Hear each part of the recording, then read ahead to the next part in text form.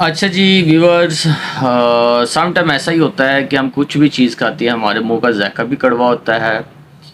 या कुछ भी खाने से खट्टे टिकार आने शुरू हो जाते हैं।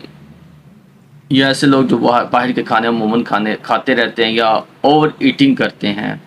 उनके लिए होम्योपैथी की बहुत ही अच्छी मेडिसिन मैग्नीशिया कार्ब